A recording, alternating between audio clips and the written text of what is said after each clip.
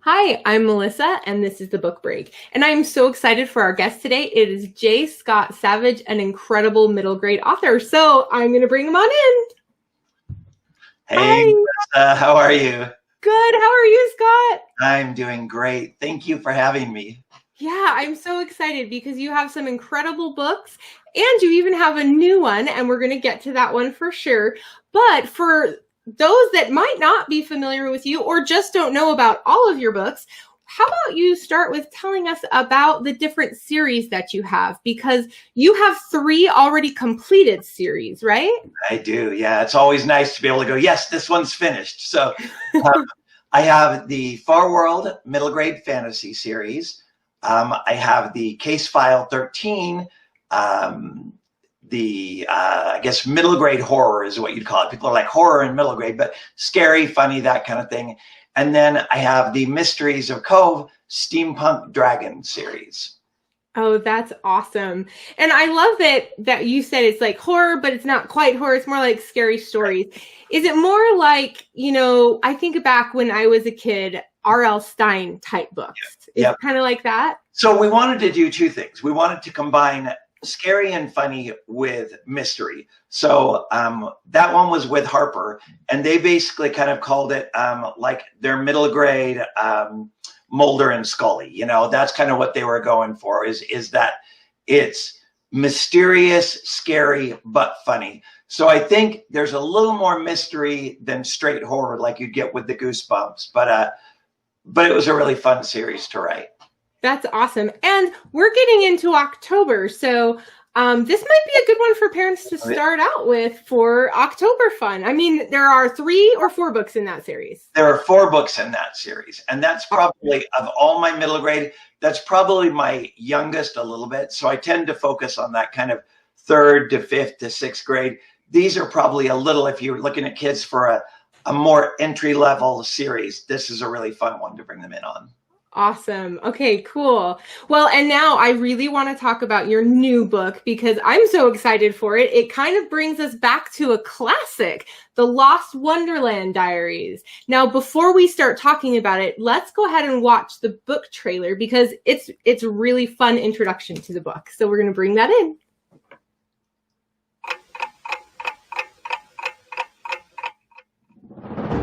Is it time?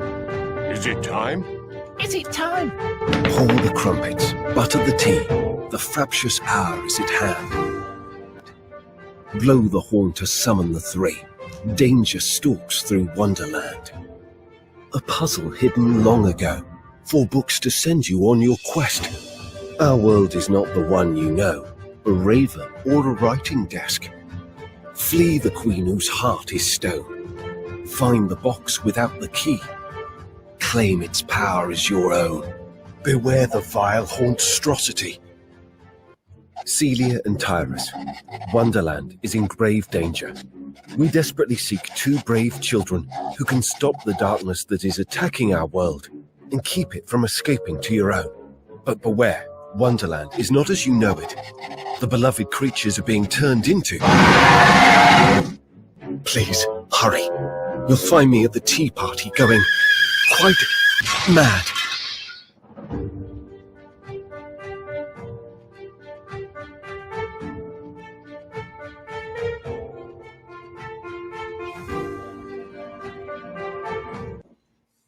All right. Okay, so I am really excited to hear the story behind the story with this because I noticed when I started reading it, one of your main characters is actually dyslexic, and that's a really unique element. Tell me more about your book. So the general idea started, you know how you have the 2 kind of ideas that combine. It started with how wonderful Wonderland is from an imagination and a logic point of view, that you have Lewis Carroll, the writer and the poet, and Lewis Carroll, the mathematician. Then as I was researching Lewis Carroll, I discovered that he kept diaries his entire life. And after he died, 4 of the diaries disappeared and no one knows what happens to them. And it's like, how can no one have written a book about that? Yeah. So taking Wonderland and the diaries, you kind of bring it all together. And then there was the part with the characters. And I knew right from the beginning, sometimes you just kind of know that Celia was going to be dyslexic. Her mother's a librarian. Celia does not like to read and struggles with her self-confidence as a result of being dyslexic, but she's really great at logic and at math. And her discovering that being neurodiverse is a really great thing, combined with Tyrus, who's totally into books and kind of escapes into fantasy, just tied in really well to the Wonderland world. Yeah, absolutely. And another unique element about your book is that your book has some original, incredible illustrations. And I would love to talk a little bit about that, because I think that, you know, as we're reading middle grade books, sometimes we don't realize that they have really cool designs, like yours have really cool designs. And let's go ahead and bring up some of those illustrations. So tell us about this illustration. So this is the arithmancy. And one of the challenges in writing a book in Wonderland is, how do I keep all of the characters and everything that we know and love from Wonderland, but also bring in new characters and new places, while hopefully keeping that Lewis Carroll kind of whimsy and word plays and puns. So this is the arithmancy, which is where Celia and Tyrus first land when they get to Wonderland. And there are fish, except the fish are numbers that form math equations. And Celia and Tyrus have to use logic and imagination to figure out the problems so that they don't get eaten by the crocodile. So that's awesome. There. Yeah, that's great. Okay, and then we're going to go to another illustration and then have you tell us about, now this is kind of a classic one, right? It is. And that again was a key, is I want this appeal to people who may not know Wonderland very well, but to those who know maybe the movies and the books. You know, we wanted the Duchess and the Mad Hatter. Obviously, we've got the Cheshire Cat here. And so this is the Cheshire Cat, as actually at the end of the book, as Celia is leaving Wonderland. But we wanted to capture that black and white style that really makes you sort of feel like you're back in the Alice in Wonderland books that had such great illustrations. Yeah, that's awesome. Okay, and then we're just going to go through these last ones really quickly. So we've got this one. I mean, this is kind of the classic tea party one.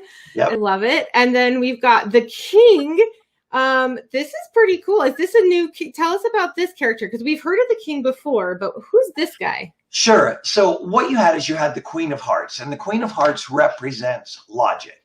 If you're not useful to me, off with your head. And in the original Alice in Wonderland book, the king kind of goes around pardoning everyone.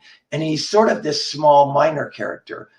Well, in this role, we really wanted to know, what is the Queen of Hearts really all about? And who is this sort of diminutive King of Hearts? And is there more to him that we don't know about? And so this is him opening the box that contains all of Wonderland's power. Awesome. So I love that you were talking about the research of what you did for this book. And I never heard that story before about Lewis Carroll having lost diaries. So tell us, I heard in your trailer that this is going to be a series. You mentioned he lost 4. So does that mean there's going to be 4 books in this series? I hope. You never know for sure. We're contracted for at least 2. And the second book, obviously, the first book takes place in Wonderland. The second takes place in the Looking Glass world, which is the second Alice in Wonderland book. And then I've pitched the publisher on where we would go if we do all 4 diaries. But that's the goal, is to really explore Lewis Carroll's worlds, and hopefully Lewis Carroll himself as well. So that's 1 book per diary. That's awesome. Okay, so where can our viewers learn more about you, any virtual events that you have coming up? And we're going to get some swag that we can give to some of our viewers too. So we're really excited. Now, where can they learn more about you? Okay, so if you go to www.jscottsavage.com, that will take you to the main website. And from there, you can see events we've got going on. I'm doing a big event with Brandon Mull in October. We're doing a several different library events around the country. And then if we have like teachers or parents or other groups who would like to have a virtual author event, that's also the place where you can contact me. And since we're obviously not traveling around right now on tour, we're doing a virtual tour where we talk about a lot of these same things and encourage kids to make up their own stories and to be creative. Yeah, that's great. And for any of those teachers and parents out there, something to look at when you get this book, which you should, is at the end of his book, The Lost Wonderland Diaries, there are discussion questions. So something for parents to have a fun discussion with their kids and for teachers to have discussions with their students. So check out this book. And thank you so much for being here with me today. Thank you so much for having me, Melissa. This was a lot of fun. Yes, it was. And again, we are going to be giving away some swag on our website, thebookbreak.com. So go check it out for more details. And thank you all for joining us today. I'll see you next time.